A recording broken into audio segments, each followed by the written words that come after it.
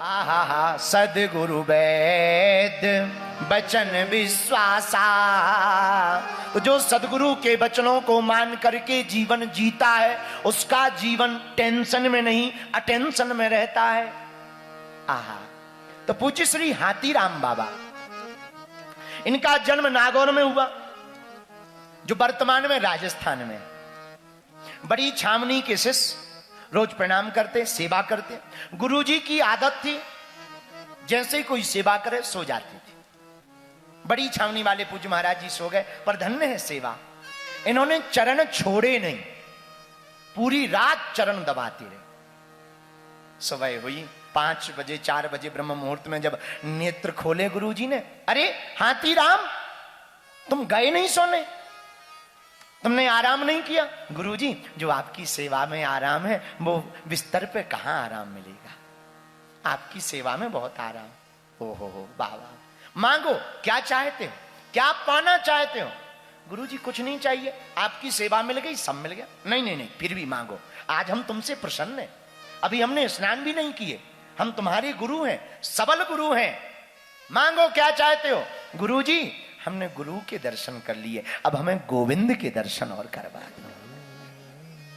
अच्छा, गोविंद के दर्शन करना, चलो जाओ, हमारा आशीर्वाद है, तुम यहां से गोविंद के दर्शन करने के लिए सप्तगिरी पर्वत की कंदरा में जाकर के जाप करो।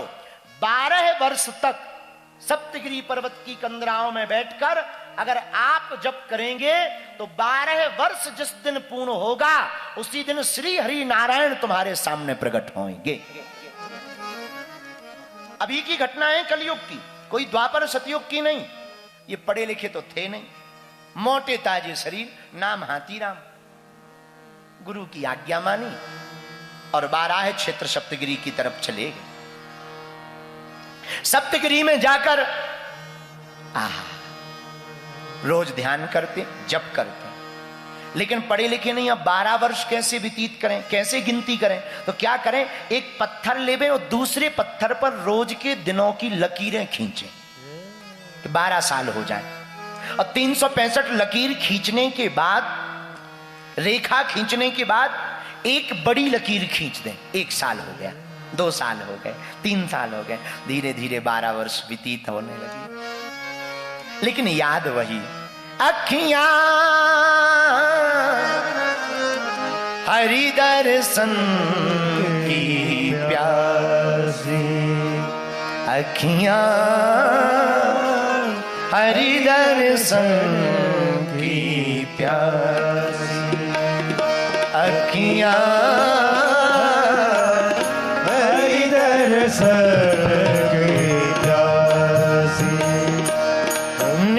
दिन रहते उदासी, इस दिन रहते उदासी, इस दिन रहते उदासी, इस दिन रहते उदासी, उदासी हरि दर्शन की प्यासी, अखियां हरि दर्शन की प्यासी। आंखों से आंसू बहाते हाथीराम बाबा। अच्छा, खाते क्या? मीठी नीम की पत्तियां, उन्हीं को खाकर लेते, मीठी नीम की पत्तियां खाते। 12 साल व्यतीत हो गए, पर एक चीज भूल गए। क्या भूल गए? हम सुबह आए थे या शाम, हम ये भूल गए। अब जब वो भूल गए तब इन्हें मन में आया, नहीं हम सुबह आए थे शाम को। मन में आया, नहीं हम सुबह आए थे शाम को। गुरुजी ने कहा था 12 वर्ष पूर्ण होते ही प्रभु के दर्शन हो। सुबह हो गई, 12 बज गए, कछु नहीं भया। इधर देखें उधर देखें, आ रहे क्या? कहीं नहीं, कौवा तक नहीं आए उस दिन, चिड़ियां तक नहीं आई। अब तो और दिमाग खराब, गुरुजी ने लगता है बुद्धू बना दिया है। कहा था 12 साल भजन करो भगवान मिलेंगे, उल्लू बना दिया। कई बार हम लोगों की बुद्धि भी ऐसी ही हो जाती, क्योंकि हम लोग पढ़े लिखे नहीं ना, हम लोग यहां से काम करते हैं, गुरु तो दिल से काम करता है। भूल गए, लेकिन भगवान भी मिलना चाहते इनसे, भगवान तैयार बैठे, लेकिन गुरुजी ने कहा था 12वां वर्ष पूरा होते ही दर्शन होगा, अभी 8 घंटे बाकी। तो गुरुजी तो तैयार बैठे, पर 8 घंटे का कम समय बाकी। अब गुरु की वाणी है कि 12 वर्ष पूर्ण ही में बाद में लेंगे, भगवान तो मिलना चाहते, पर गुरु की वाणी मिथ्या ना हो, तो भगवान तैयार बैठे। इन्होंने सोचा गुरुजी ने पागल बना दिया है, बाहर में गया चलो। जैसे ही गए तो भगवान ने सोचा कायक हो जा रहा है, गाली बक रहे गुरुजी। भगवान एक यादव का रूप धारण करके चरवाहा बनकर आ गए। कहां जा रहे? वापसी जा रहे हैं, घर जा रहे हैं। कहां जाएंगे? जहां ले चलेंगे वहीं जाएंगे। अच्छा 12 साल यहां रहे, कैसा लगा? बोले हलवा बुरा लगा, हमारे गुरु ही उल्टे निकले, उन्होंने हमको बुद्धू बना दिया। इतनी बात ही कर रहे थे कि पैर में कांटा लग गया, अब तो और नाराज। और भगवान सोच रहे थे कि इनके 8 घंटे निकल जाएं ताकि हम इनकी गुरु की वाणी को सत्य कर। कांटा लगा, अब और मन ही मन बोले, अब और ठीक रहा, एक तो भगवान नहीं मिले, ऊपर से पैर और पक जाएगा। कांटा निकालने लगे, भगवान वहीं बैठे, बातों में बिलमाए रहे भगवान। धीरे धीरे 8 घंटे जैसे ही निकले, श्री वेंकटेश बालाजी भगवान 4 भुज रूप लेकर के सामने प्रकट हो गए। हाथीराम बाबा के सामने प्रकट हो गए, इनकी आंखों से आंसू आ गए। हमने गुरु को बहुत भला बुरा कहा, हमने गुरु को बहुत अपशब्द कहा, हमें क्षमा करो भगवान, हमें क्षमा करो। भगवान ने गले लगा लिया, रो मत, आपकी तपस्या बहुत अच्छी, आपके गुरु भी कम नहीं, सबल हैं, जाओ, आज के बाद हम दोनों मित्र हैं। और हाथीराम बाबा और वेंकटेश भगवान की दोस्ती हो गई, श्री बालाजी की, तिरुपति वाले बाला दोनों की दोस्ती हो, इतनी गहरी दोस्ती हो गई कि दोनों पासे खेलने लगे आपस में। वहीं राज दरबार जहां पर श्री बालाजी तिरुपति बालाजी विराजमान, वहीं रोज पासे। आज भी तिरुपति बालाजी में हाथीराम बाबा का मठ है, और आज भी मंदिर प्रांगण में वो पासा खेलने का स्थान है। एक तरफ बालाजी बैठे, दूसरी तरफ हाथीराम बाबा बैठे। पासा खेलते खेलते एक घटना घटी, तो भगवान श्री बालाजी एक बार सब कुछ हार गए। भगवान जैसे ही हारे, हाथीराम बाबा बोले लाओ। भगवान बोले कुछ नहीं है, एक चाहिए मुरली बची है, सोने चांदी की है, हीरा लगे। बाबा जी बोले यही ले आओ, जब तुम हार गए हो क्या करोगे, लाओ। भगवान ने मुरली दे दी। हाथीराम बाबा तो मस्त हैं, मदमस्त हैं, उन्होंने मुरली ली, प्रणाम किया। प्रभु की मुरली है, निशानी है, प्रेमी की निशानी मिल जाए क्या कहना, रख ली। लेकिन उधर एक गड़बड़ हो गई। उस समय के जो राजा थे उनका नाम था कृष्णागिरी नरेश। उन्होंने जब मंदिर आए तो पता लगा कि भगवान की मुरली चोरी हो गई, बंसी। तो ब्राह्मणों को खूब प्रताड़ित किया, मारा, लाइन से खड़ा किया। हाथीराम बाबा को पता लगा, बाबा दौड़े दौड़े आए, हमारे कारण ब्राह्मणों को कष्ट पाना पड़ा। राजा से कहा ये लो, ये मुरली है। ए बाबा तुम्हारे पास कहां से आई? आई नहीं है, हमने जीती है। जीती? हाँ, पासे में हम जीते हैं, चौपर खेलते थे तुम्हारे बालाजी और हम जीत गए। तो राजा बड़े हंसे, खिल्ली उड़ाते हुए राजा बोला एक तो चोर, ऊपर से सिद्ध बनना चाहता है कि हम भगवान के साथ पासे खेलते, शर्म नहीं आती? क्या नाम है तुम्हारा? राजा हमारा नाम है हाथीराम। हाथीराम भी कोई नाम होता है? हाथीराम कोई नाम होता है? हाथीराम हो तुम, गन्ना खाते हो? बाबा बोले खा लेंगे,